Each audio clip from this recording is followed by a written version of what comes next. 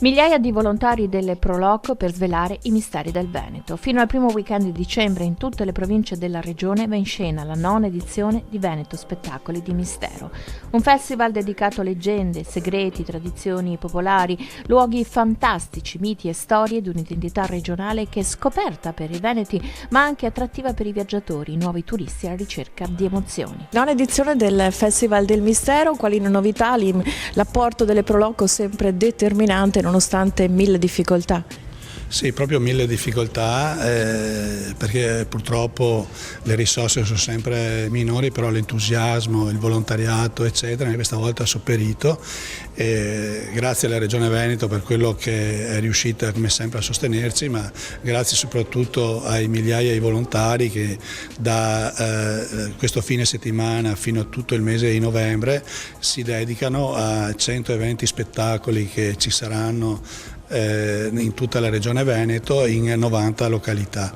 È un festival che guarda le leggende, i misteri che ci sono in tutti i territori, in tutte le province, in tutti i paesi, e che si cerca di far conoscere e valorizzare per creare anche un movimento turistico in una stagione che di per sé non è turistica, e questo sta avvenendo perché a questi spettacoli, a queste rappresentazioni, a queste passeggiate che un po' particolari, misteriose e emozionali, partecipano anche molte persone che vengono da fuori regione. Il festival è promosso dall'assessorato all'identità della regione Veneto e curato dalle Proloco. Non finisce mai di stupire appunto questo mese dei misteri, e quest'anno ci sono alcune novità. Il fatto di aver diciamo così, definito un programma confezionandolo anche a livello provinciale, cioè le 7 province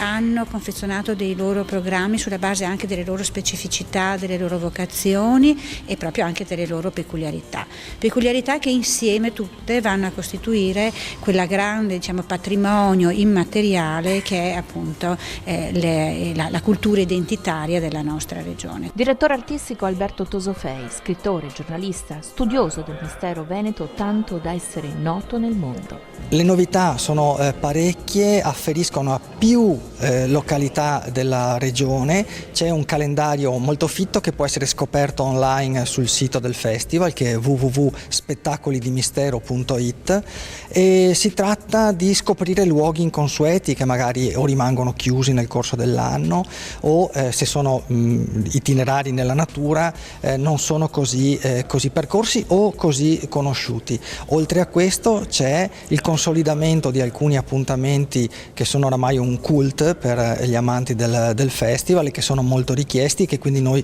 continuiamo a riproporre. Io ricordo che il festival non inventa niente, ma attinge al patrimonio di leggende e di saperi leggendari, mitici, mitologici della regione, e quindi abbiamo figure dell'immaginario, luoghi misteriosi, personaggi storici curiosi, curiosità della storia, luoghi ameni o misteriosi che sono una continua scoperta.